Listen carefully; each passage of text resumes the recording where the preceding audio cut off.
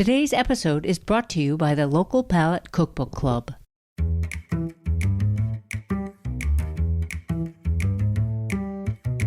Writing a cookbook about your family heritage is a dream for many, but how do you make it happen? And how is it different from writing other cookbooks? Welcome to Everything Cookbooks, the podcast for writers, readers, and cooks. I'm Molly Stevens, and I am here today with my co-host, Kate Leahy. Hello, Kate. Hello, Molly. So we talked to a lot of debut cookbook authors, but that first book isn't always your dream book. Right. Breaking in, becoming a cookbook author is a thing unto itself. Whether that book itself is the one you've always wanted to write. Do you know what I'm trying to get at? Absolutely. I mean, for you, your first book wasn't your first book with by Molly Stevens. You worked with people. Right. And me too. Yeah. I mean, I did a work for hire that my name's on the cover, but it's not my book. And for you too. Trying to think of an example of someone just out, we've never heard of them before and suddenly they write this amazing book. And that does happen. But it does happen. I think the more typical story is, you earn the right to write the book you've always wanted to write. Right. Earning the right to write the book of your dreams is a really admirable thing. There's a myth about the overnight success story, because usually what an overnight success means is that someone spent hours behind the scenes doing a lot of things to get themselves to a point where other people suddenly discover them. And then it looks like an overnight success. And it's not just earning the right. You're also gaining the experience you Sure. need so that when you get the opportunity to write the book you've always wanted to, you're not going to make those first-time mistakes. I mean, I love, you often talk about working on A16 and learning to write recipes on the job. And literally, yeah. Well, our guest today, Polina Chesnakova, has just come out with her third cookbook, but her first two books, she wrote a book called Hot Cheese and another book, Everyday Cake. But the book she just came out with is her most personal and, I would say, complicated, Chesnok, Cooking from My Corner of the Diaspora, Recipes from Eastern Europe, the Caucasus, and Central Asia. She writes in the introduction that this book has been 10 years in the making. And you can see why. This isn't a book that I think you write overnight, because there's so many layers. There's layers of family history. There's also layers of having to write down these recipes by talking to family members and over time building up your repertoire. And so it's just this beautiful collection. And I can't wait to hear more from Polina about how she put it together. Let's bring her on. Polina, welcome to Everything Cookbooks. Thank you. I'm so glad to be speaking with you all today. We can't wait to talk to you about this book. Oh my gosh. This is your third cookbook. Yes. But it's very different from your first two. This one is obviously so much more personal and really complex, both in its concept and in its execution. One point you talk about being a family cookbook, but it's much more than that. And it's not a regional book. I mean, it's about more than the food from one country. Georgian, Armenian, Ukrainian, Russian influences. How do you frame a book like that to sell it to a publisher? That is a really great question. When I started working on the book, I saw it as a book of family recipes, and many people have a dream to write a book of their family's food and what it's like to sit at their table.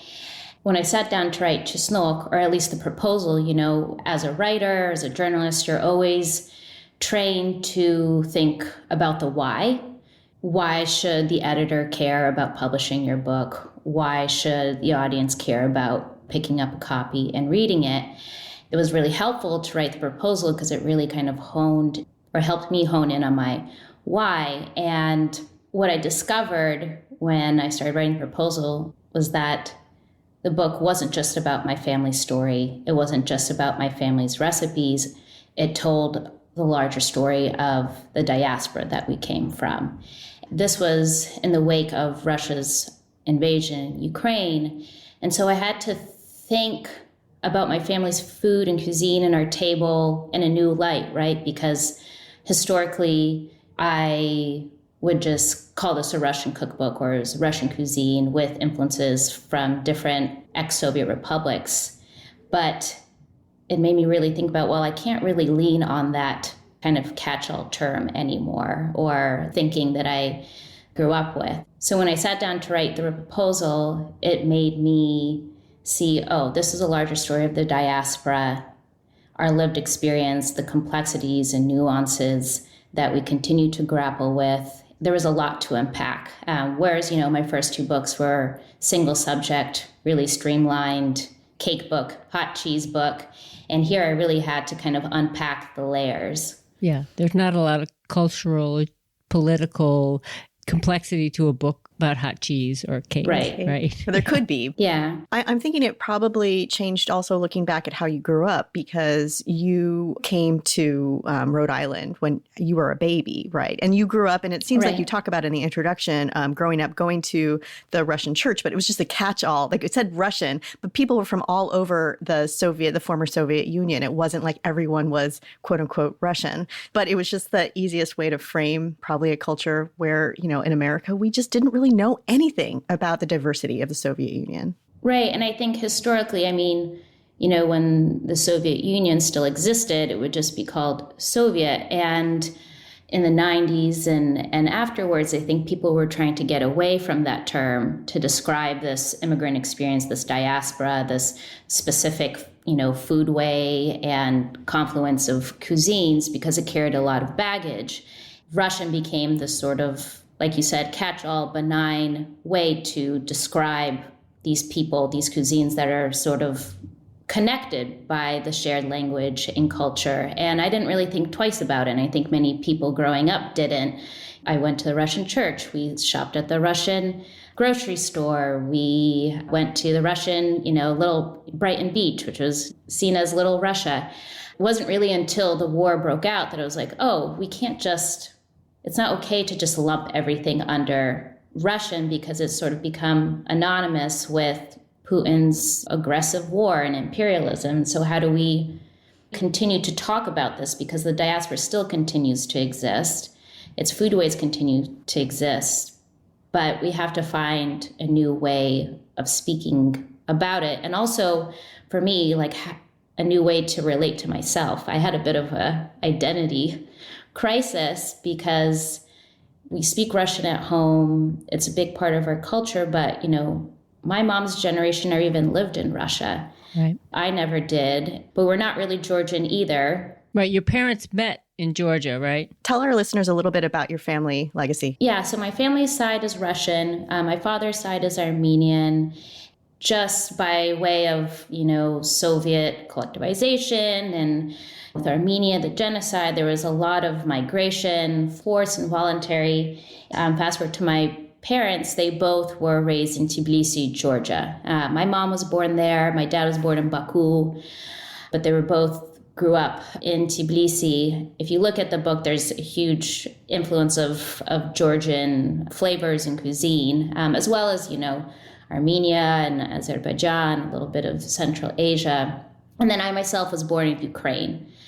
I always joked that I'm sort of a product of the Soviet Union, or that my family is. I was talking to an old college professor of mine. He also had shared a similar mixed background to mine. And he's much older than me. He's in his 70s. And so I think he was around 40 when the Soviet Union collapsed. And he said when the Soviet Union collapsed, for him, that was a time of identity crisis, because he felt more at ease, or felt like he belonged more when the Soviet Union existed, because it was sort of this, especially in Tbilisi, it was like this melting pot of cultures and of peoples. And all of a sudden, everyone was trying to get away from this collective identity and trying to establish their own, specific national identity. And so, writing this book, there was a lot at play. And I think it really kind of helped me kind of step back and think about my upbringing and also my family story and the table that we sit down in a new light. Yeah, you write beautifully about it in the introduction, an evolving identity. And you also talk about growing up. You weren't that thrilled about a lot of your family's traditional recipes. As you get into adulthood, you discovered that the things you had nostalgia for them. So that's sort of part of that evolving identity, is realizing the richness that was there in your home. Yeah, and high school was when I really became really interested in food and got really into baking. And that was like when blogs were at their peak, and I had all these RSS feed subscriptions and would check them every day to see if David Leibovitz put up a new post or Smitten Kitchen. And so I was reading these blogs. I was going to the library and taking out cookbooks and reading them from cover to cover. And that was a time where I was I wanted to try out new foods and cuisines. And I think that's when you're developing a new passion or hobby, that's to be expected. And we ate and cooked the same foods every week. It was boring to me. And of course, it wasn't until I left for college and I wasn't living at home that I started to miss my mother's cooking. And when I started to tell people about my background, and this was 10, 15 years ago, people still didn't really know what the country of Georgia was like. No. You still had to say country of Georgia, not the state. Right. They're what are you talking about? I've never heard of that. Is that another Slavic country? And it's, I had to go into this whole explanation. And it made me realize, my background's really unique and special. That's sort of when I started writing my blog, which I call Chesnok, which for those who aren't familiar, Chesnok is the Russian word for garlic, and it's the root of my last name. Garlic also happens to be a cornerstone ingredient of Georgian cuisine and cuisines throughout the Caucasus. And so it was I used as a tribute to both my Eastern European roots and mine in the Caucasus. And so I started writing this blog and freelance writing for different publications, started teaching cooking classes on these cuisines. And it all sort of led to this book. Going back to your initial question, Molly, with the proposal when we started writing, selling the book to publishers, it was okay, obviously, I think my family's food is special and unique, but why should these editors care enough to publish a book on it? That's how I ended up having to tie in the whole current, events and the political situation. And also, there's been such a plethora of diaspora cookbooks recently. For me, I felt like this was an immigrant community that's been historically overlooked or misunderstood. Well, tell us about the title. As you all know, getting the title right is extremely difficult. Yeah. It was something that we were working on from day one, because it was really hard to find a title that spoke to this region without grounding it in one specific cuisine or culture. And I think that's the difficulties that you find when you write a book on diaspora cooking. There's so many different pieces to the puzzle. And so initially we actually were wanting to title it Near Abroad. So near abroad was this term that they used during the Soviet Union to describe the USSR's neighbors. And then, sort of spoke to the film familiarity, but also, the otherness. And we thought that this was a good way to describe the relationship between all these countries. But I actually, again, reached out to another old college professor and I was what do you think of this phrase? And he was absolutely not. Because near abroad, is continued to used by Russia as a way to describe their neighbors. And so you're anchoring it in this sort of Russo-centric way of describing these countries. And I definitely did not want to perpetuate that. And I make it very clear in the book that, I don't want to perpetuate the Soviet legacy or, in this case, imperialistic Russian. Because also, in your family story that you write about in the introduction, you talked about how your grandfather, I believe, he left because he knew it was not going to be good if he stayed in Russia. And that's how eventually your mother's side of the family ends up in Georgia. Right. So this was sort of 1920s collectivization was happening where they were taking away land from wealthy farmers, peasants, and having the state take over it. And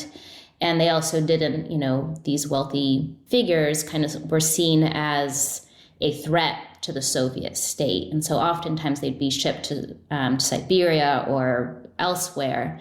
They were going to do that to my great-grandfather's family, and he was tipped off by a neighbor. I think a neighbor overheard that they were going to do this. And so he literally packed everything in a wagon, took his 6 children, and they were on the road for a couple of months until they landed in Tbilisi. So just a wild story. And it's, talk to anyone from that part of the world and they have all these stories of, again, forced migration or displacement. So it's not like a celebration of that time. No. The communities that form because of displacement and the celebrations you can have within families.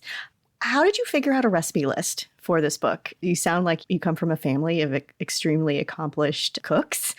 So it must have been a little challenging to figure out the right mix of recipes. Actually, it was extremely easy. So my mom and my aunts, they're all fantastic cooks and bakers. We rarely went out to eat growing up. It was like a special 1 or 2 times a year occasion. It was all home cooking all the time. And so I always knew that I wanted to write this book. And you can, if you look back at my other 2 books, you kind of see this through line of some family recipes. They're sneakily put in there. Sneaking in, yeah. Right. Slowly manifesting this book. A few years ago, I actually sat down and was like, okay, if I get the chance to write a book of my family's food, what would those recipes be like? And so I literally just sat down. It took me maybe a half hour to write down all the dishes that I grew up on, all the dishes that I grew up exposed to through my immigrant community or like church potlucks.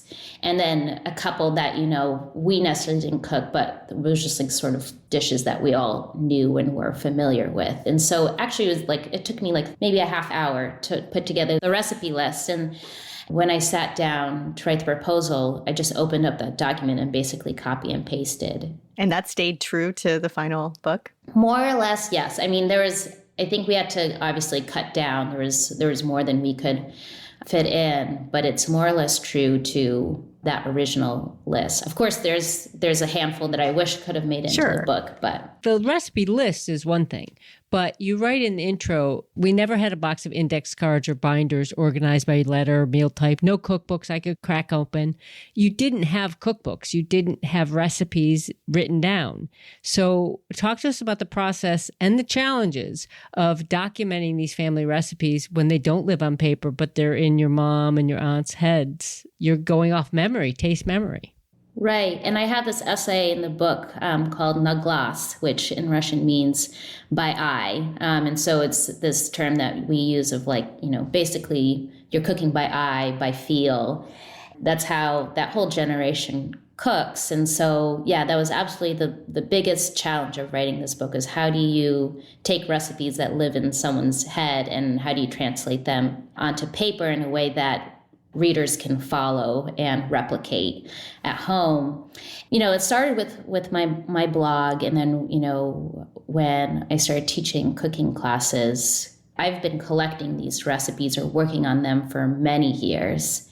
For instance, like the Georgian soup dumplings or like the pirozhki, the Slavic stuffed buns. Those are recipes that I started with a base recipe and I've been honing them over the years through classes, through trials and runs with my mom and aunts. But a lot of it just starts with a phone call or a FaceTime of like, okay, I really want to make your honey cake. How do I make it? And the recipe changed every time that I talked to her. Last time it was 3 eggs. This time it's 4. Or I would try to get into the kitchen with them as much as possible too. And these times in the kitchen were always punctured with like, hold on, wait, let me weigh that, or let me write it down, like remeasure that, or, as a recipe writer, like we work with timers and stopwatches yes, and all these, and they're like measuring spoons, scales. And, for them, like a teaspoon is just like a dessert spoon, they're not actually using American teaspoons. And so it was really useful to get into the kitchen with them. And even then, it's like,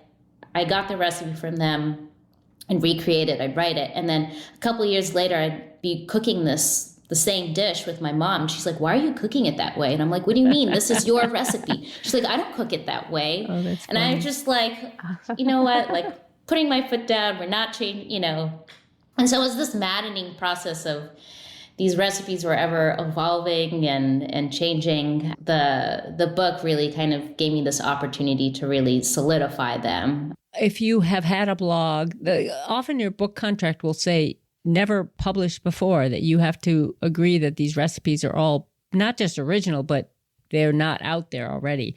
Did that come into play or is it? No, not really, because again, each time I make these dishes with my mom or my aunts, it's always a little bit different.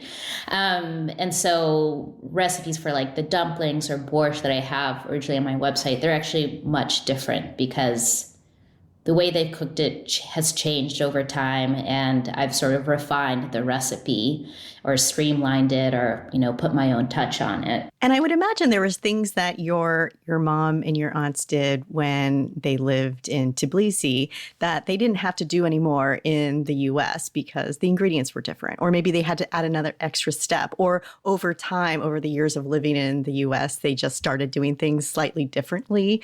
I'm guessing that if you were using a Soviet era oven or toaster oven type of thing that sat on the counter, the size pan is smaller than, say, like the 9x13 casserole that you would use in the US. So things would have to be adjusted over time. So this really is a diaspora collection of recipes because they've had to evolve over time. I know you've traveled to Georgia. They probably cook very differently there because their kitchens are so different. Their ingredients are so different. Yeah, absolutely. And, and I think by virtue of living in the US and having access to so many ingredients and, for instance, like puff pastry, like back in the Soviet Union, they would have to make the dough from scratch, or the chicken noodle soup, they would make the pasta noodles from scratch. And I think they actually kind of became a little bit like lazy cooks here because they don't have to make everything from scratch, like our hachapuri or cheese bread, we have a sheet pan version made with puff pastry, and I don't think they remember how to make the dough from scratch. They just get that Pepperidge Farm box, and same with like the Napoleon cake. Even like some of like the ferments and like the marinated tomatoes, we can just go to the Eastern European store and just buy a jar. And so for me, I can't just say, go to the store and buy marinated tomatoes. I had to provide a recipe, but like none of them actually make the marinated tomatoes from scratch. They just go to the store. And so there was a little bit of that too, of like, how do we bring back that hands-on rustic approach that they might have lost over the years? Yeah, it's an interesting balancing act, Polina, listening to you speak, because there's nostalgia in your selection of recipes toward what you grew up in, but I sense this feeling of responsibility of getting it right because you're preserving a tradition. You're like the hachapuri is you give us a dough. You don't say go buy the Pepperidge Farm, even though you'll tell the story about how your parents or your moms did it. Yeah, that's an interesting balance. Yeah, because, originally when I started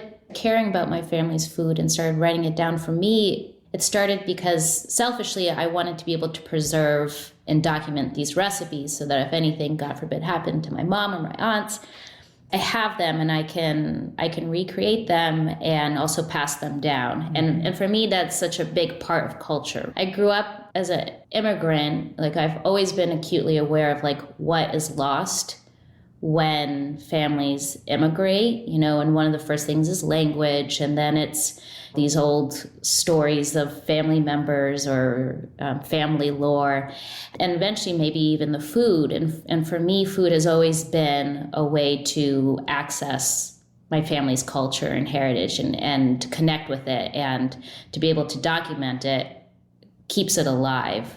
I have this question that's sort of strangely specific, but it's about meat grinders. The reason I'm saying this is that there is a recipe that you give us for a meat turnover, and the meat is cooked first, and then it's ground through a meat grinder. And I feel like in the US, if people are going to make the effort to like take out the meat grinder and put it together, they're probably going to use it with raw meat. But it seems that with people who've lived in Soviet times, the meat grinder just had a different kind of role in the kitchen. And I didn't know if you grew up with like the meat grinder. Yeah, we used it a lot. Like you said, we sort of, would slow cook a piece of meat. And for those turnovers, you could do beef, you could do chicken.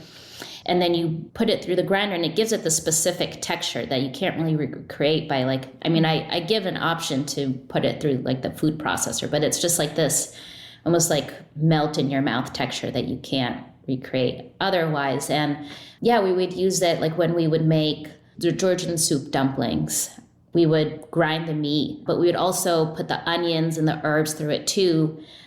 It sort of kind of was used as like our food processor, right? Yeah. Because they didn't have a food processor. Or like for the chicken bhaji, which is Bhaja is this Georgian walnut sauce, and the texture of it is like very velvety and smooth, and you mix it with hot broth and spices. And again, we use the grinder to grind up the walnuts. And that was an interesting part of writing the book too, because, do I stick to tradition and write the recipe as they would make it by using the meat grinder, or do I introduce a food processor, or, for instance, the blinchiki, the Slavic style crepes, I think I ended up writing the recipe to use a blender, which they never use a blender, but it was just really easy and convenient. So there was always this tension of like, how true do I stick to tradition, or do I kind of bring it to today, 21st century, and use the equipment that's available to us. Right. And the way the recipes are written, the instruction, you could tell you're a teacher. And so I would imagine that tension, you're going to lean toward I want the instructions to be so that someone can make it themselves. I think ultimately there's a balance to be found, and really kind of thinking about, okay, is it really realistic to expect that someone's going to break out the meat grinder for this step? Probably not. And so like the walnut sauce, I ended up writing it to use a food processor. But the teaching component actually really has helped me become a better recipe writer, because it was really helpful to see in real time what steps or what techniques did students get hung up on, or, what part of the process did they have a lot of questions around. And it helped me to like go back and like, especially like the dumpling recipes or the stuffed buns where there's a bit more technique involved. It helped me really develop a very descriptive way of explaining these steps. Yeah, there are not a lot of photos. There are a lot of photos in the book, but I could see dreaming of this book with all these how-to photos, all these process photos, but they're not. It's a relatively modest trim size. Curious about two things. One, that you put that dumpling pastry chapter up front, because some of those, to me, seem like the more complex recipes with all the shaping and the mixing and the rolling, and yet you use this very evocative language to walk us through it, to tell us how to do it. You say pelmeni? Yeah, pelmeni. The pelmeni, you describe them. They should look like red blood cells or donuts without a hole. I'm like, I stopped. I was like, I'm done. That's so good. I know exactly what you mean, though. I could see them, Or browning the chicken for a braise. It should quietly sizzle, but not sputter or crackle. It's a very specific and helpful. So you get that teacher vibe to it. But how about that decision to put the dumpling pastries up front in the book? I didn't really think too much about it. Yeah, that's an interesting way to think about it, because it is, that dumpling breads pastry, it is all kind of involved and might scare off some people, but I don't know. That's a good question. It's also so central to the food that you're talking. Is it the classes you were teaching? This was a big demand. Yeah, that whole chapter, I think, was almost all those recipes I've taught in classes. And so it's such a big part of all the sort of cultures that I spotlight that it kind of had to go front and center. Yeah, it's on the cover too. Yeah. Tell us a little bit about the cover, because I know we've talked about title. Titles are hard. Covers are hard too. Yeah. Covers are hard too, especially when you haven't figured out the title. You can't really, you can't really create a cover if you don't know what the theme is, right? And so we were actually really late to dreaming up the cover because it took us so long to Chesnok. Tell us about the timeline then. The book was written, it was sort of all finalized. We didn't really start working on the cover until maybe second or third proof. It was very late. Yeah. And so it was there was basically a month of very intense back and forth. The photo of the dumplings, there were a couple of contenders, but that photo was so evocative and has such a strong sense of place. That was sort of the photo that we kept gravitating towards. And actually, originally, I wanted, kind of speaking to this challenge of not wanting to ground it into one cuisine. Originally, I thought it was the photo that we were going to use was the holiday spread, because it sort of showed you that breadth of all the different cuisines and cultures. But it was too busy. That shot of dumplings really kind of drew you in. And then with that garlic motif, we were playing, it took us a while. I don't know why, because it should have been pretty straightforward of like, oh, garlic, let's do something on it. Like after the fact, it always looks inevitable, but to get there, it's always more challenging. Yeah, we kind of played with different patterns. I like found this really neat Soviet era textile worker. Her name was Varvara Stepanova, and she created these really cool kind of constructivist textiles that we thought we were going to use, but it was just clashing too much with the like voluptuous feeling of the dumplings. And with plums, are those plums? They're sour cherries. Sour cherries, okay. Yeah. So they were clashing, and then eventually I was working with actually my best friend who's like works as an art director, and she started putting together a Pinterest board, and she's like, what if you go into like a botanical direction? And she put this Pinterest board, and then it just sort of like clicked, and then we kind of, you have the garlic botanical motif, but also has this like sort of like folk it really does. Kind of old world feeling to it. So kind of all came together. It really did. And you have the motif on the spine. Yeah. The garlic motif that is the border around the dumplings, it's raised too. So there's this lovely texture on the cover. Yeah, debossed. Yeah. Well, and it has this, secondary like symbolism of, it's like all these disparate cloves speak to all these disparate cultures and peoples, and then kind of comes together to make this one garlic head, and that's sort of the book in some ways. It all kind of comes together. Speaking of titles and covers, can you tell us a little bit about what you were thinking when naming these recipes? Especially in this book, do you give them an English description? Do you introduce them as you would call them in their culture? And then in terms of language, do you have Russian, Ukrainian, Georgian? I mean, I don't even know how to write Georgian. Like, I don't know the Georgian. So it was sort of like, well, let's just be true to like my experience. And so I decided at the end, well, let me just introduce them the way that I call them, or we call them in my family. And then either, in parentheses, hinkali, and then Georgian soup dumplings, or like the stuffed cabbage. You tell us the 4 different names for stuffed cabbage in various parts of the diaspora. Right. Or even like, for instance, the fried eggplant rolls, we call them many different names. Like baklajаны is the way you say it in Slavic, Russian, Ukrainian. Badrejani is the Georgian way. Siniki is which means like little blues, which speaks to the color of the eggplant.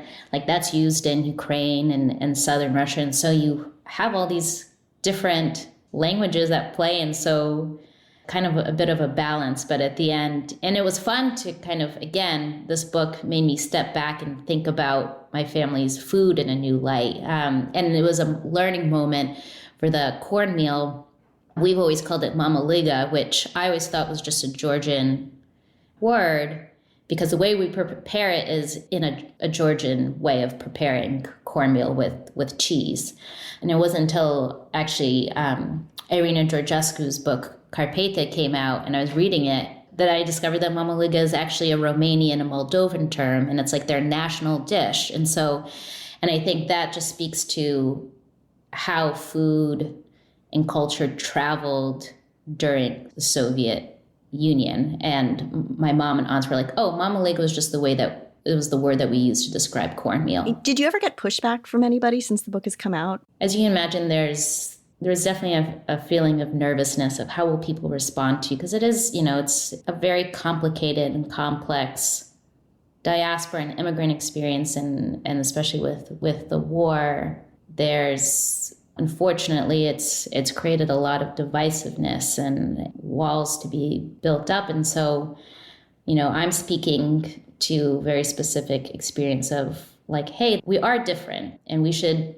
celebrate those differences and give credit where credit's due. But also, my lived experience isn't so black and white. There is a lot of gray area. And so that, I was a little bit nervous of like, will there be pushback? But so far it's been really positive response. And I've gotten so many messages from readers who have thanked me for writing to this experience, because they just feel very validated and seen, because there really hasn't been a cookbook that has delved into this immigrant culture.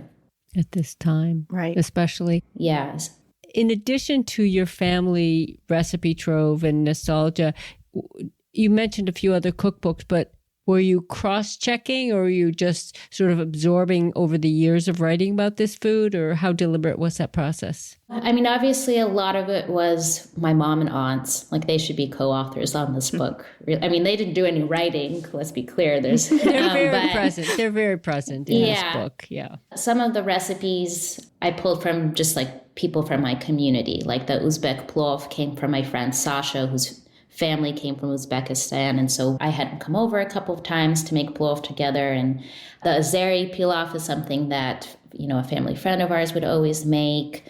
The nalisniki, which are like the Ukrainian blinchiki with the farmer's cheese, that was a dish that a Ukrainian grandmother would always bring to church potlucks. And so I texted her granddaughter of like, hey, can you get this recipe from your grandmother? I actually used YouTube a lot. Oh. Because again, I think a lot of these dishes are dishes that like anyone who has grown up in the diaspora, they're familiar with. And so on YouTube, I discovered all these like Slavic cooking channels that were like in Russian or in Ukrainian. And I like used those to kind of teach myself on some of the techniques, where I would like look at 10 different videos, compare and contrast recipes and how they did it, and would kind of come back to my recipe. So yeah, YouTube was that was a surprise. Or like Instagram, all the cooking reels. Or my mom would start like, this is how this lady uses it. Like, check out her recipes. So I love that, because it speaks to what you're talking about on the other side, the audience for the book. Some of the notes you're getting, I'm sure, are some of, people in those communities who are like, yes, these are the dishes that, we want to know how to make. So much of it was like, again, by feel or by eye. Like, they would like start off, the flour amount would be like anywhere from 400 to 600 grams, which is like a huge range. And the flour might be completely different if they're, say, in Poland than they're doing the video or something like that. Right. Yeah. And a lot of like their measurements, like we're so here in the U.S. so beholden to our our U.S. measuring cups, but they're just using whatever faceted glass that they have. And it's like, I don't know how much flour is in. There are like 2 cups of this glass. And it's like, I don't know how much flour is in that. And so there was a lot of like translating from YouTube videos too. Is there an example that you could give us on that? Or for instance, the keks, which is like this pound cake basically with raisins. And I write about it. It's keks according to GOST. And GOST was this acronym for like state standards, and these standards existed during the Soviet times to, it was like recipes, but it was also like, it would tell you exactly how to make like, a vacuum tube. Like, it was just like, it spanned all different industries, and there was a whole book of GOST recipes that like down to the gram told you how to make these recipes, because, you had to standardize everything, and you knew that like the cake that you were eating in Moscow is going to be the same cake that you're eating in Tashkent. And for them, everything was in grams. And so like, for instance, the butter was like, you use 230 grams, or like eggs was like 185. And so it's like, when you're writing for an American audience, like you want even cups, or even spoons, or like 3 eggs, not 3.5 eggs. And so, and I had like some pushback from the publisher, because like the stuffed cabbage rolls, it's like, we would start with 1 kilogram of meat, like 500 grams beef and 500 grams pork. And they're like, well, like, these days, everything's sold in vacuum packed, like one pound, 450. And I'm like, there's just like a lot of back and forth of translating measurements and like speaking to like my mom has a specific tray that she bakes her hachapuri in. And so, you had to draw the line somewhere where it's like, okay, you know what? I'm just going to use her technique, use her recipe, but like write that recipe to use the jelly roll pan, which, is not a very common sheet pan size, but it's more common than your mother's special pan, I'm sure. Right, exactly. Yeah. I love that story about the ghost, because I remember reading that head note, and it makes me think about the balance that you've struck within your head notes in particular, where some are very practical, some tell the history, some address the language differences, and some are just like a good old, this is a great pot of soup, you should make it today. So, and I'm wondering, as an experienced food writer, were you deliberate? Were you like, okay, a third of the head notes are good? I mean, it feels like it's got this really nice balance. That I wasn't really intentional about that. I think a lot of the recipes that had personal stories, a lot of that just came from when I was cooking in the kitchen with my mom and aunts. I think these stories naturally just were told. And so I was like, okay, well, there's my head note. And obviously I don't have history or story for each of these dishes. And so, yeah, it wasn't very intentional about that, but it did end up kind of having a nice balance. I think if every recipe started with a story about your family history, I think there would have been a sameness to it. I mean, not to discount your family history, but I found reading it, I enjoyed that sort of cadence. Thank you. And I think one of the things you learn as a food writer and recipe writer, you can't have the recipe without the story. And so what is again, going back to the why here, why does this recipe exist? Why does it belong in this collection, or what makes it so interesting? And so finding that hook about the recipe helped me figure out the head notes for them, and so it always looked different. For the cakes, it was this, I can delve into a little story about the Soviet standard, or my mom's chicken noodle soup, the soup lapsha. That was a really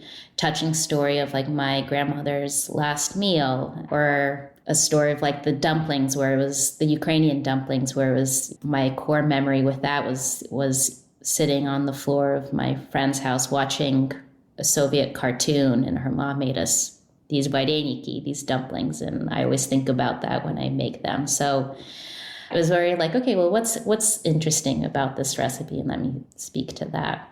There's also a lot of notes and sidebar information tucked in, and the experience as a reader is that these recipes feel well tested, there's a depth of expertise, them inside and out. There's just kind of oh, and my aunt makes this with a vegan version of this porridge. There's extra bits you tried to fit in. And I'm wondering, how did that process? Well, some of those notes were, again, I think came from my experience teaching them. Mm-hmm. I obviously recipe tested all of them many times. And then I had, for each recipe, I would have two different people test them. And so they would come back with notes, and they would tell me which steps they would get hung up on. And so I think I really tried to put myself in the reader's shoes of even especially with the dumplings, dough is such a fickle thing sometimes, because it really dependent how you measure the flour, or what the protein content is of flour. And I think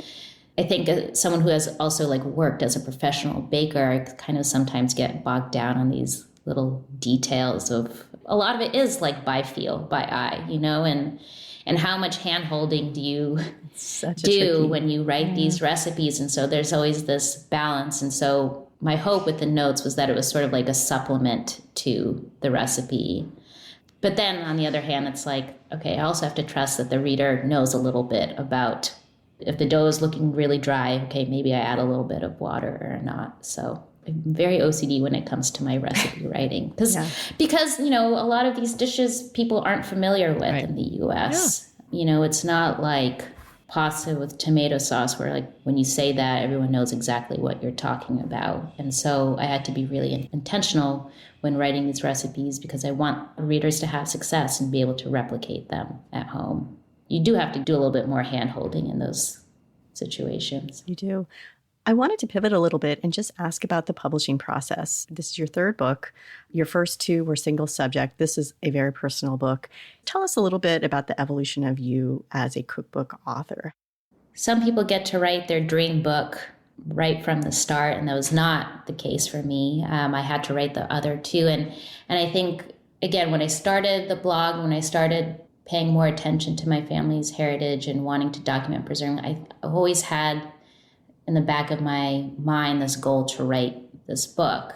Teaching classes really helped me. Freelance writing, I'd pitch some of my family's recipes to publications like the Washington Post. And when I had the chance to write my first book, Hot Cheese, that was totally I wouldn't say happenstance, but I had been writing for a cheese magazine called Culture. I originally started out as an editorial intern, and I wasn't sure if I was going to take that internship because it was unpaid and, I had to travel up to Boston.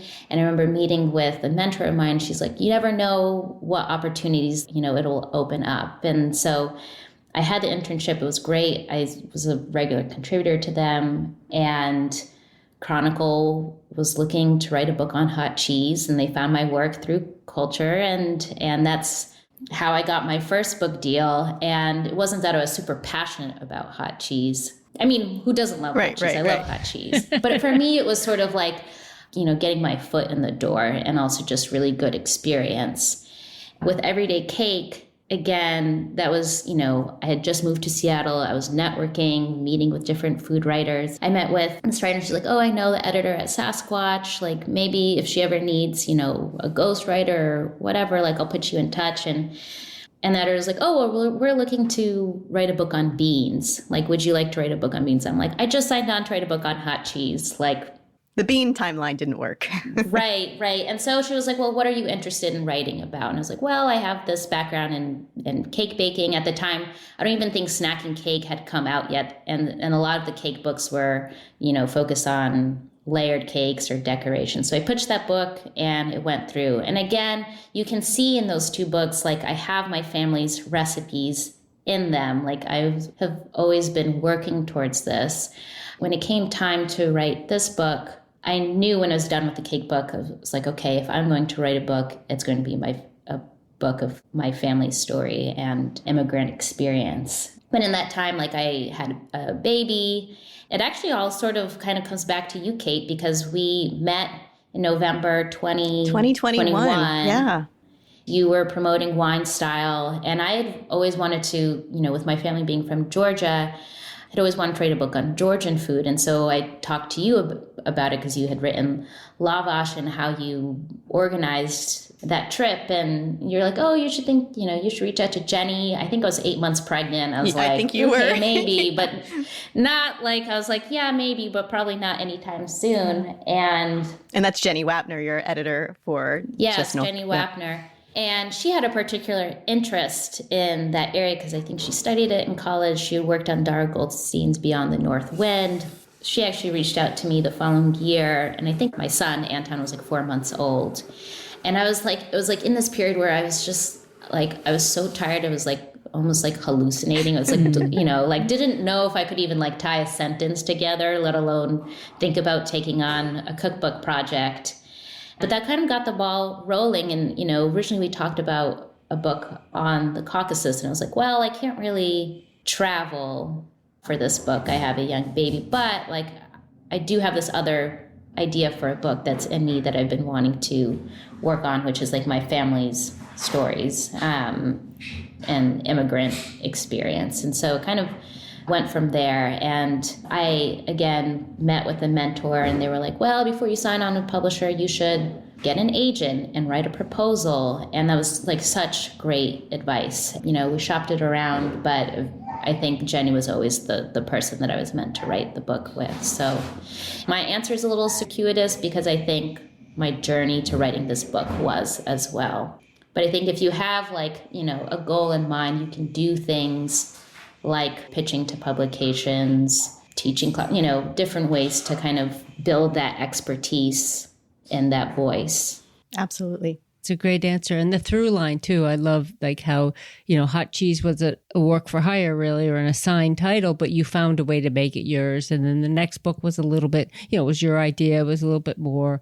And then this book. And well, we really just appreciate your time and sharing with us so much about how this came to be. One last thing that I want to say about this book is that I think with the other two books, there were recipes that I had to develop from scratch. I had to sit down and come up with the recipe list out of my head and then go and create them. Whereas these recipes, they were all sort of like living inside me, and with the cake book, there's 50 cake recipes, but it took me that entire year to write them because baking is so technical and the recipe testing process is so rigorous.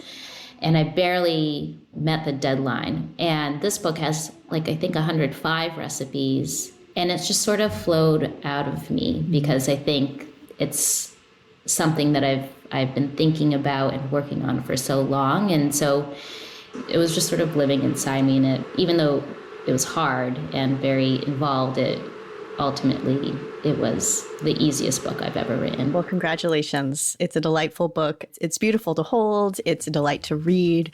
Thank you so much. This was such a great conversation. Thank you, Polina. Thank you, Kate, and I really appreciate it. Thank you for listening to Everything Cookbooks. For more about each episode, subscribe to our newsletter, everythingcookbooks.substack.com. There are other ways to support the show. You can go to everythingcookbooks.com and check out our totes, t-shirts, sweatshirts, and other merch. You can buy us a round of coffee. You can also leave us a 5-star review on Apple Podcasts or wherever you listen. Thank you to our editor, Abby Circatella. Until next time, keep on reading, writing, and cooking.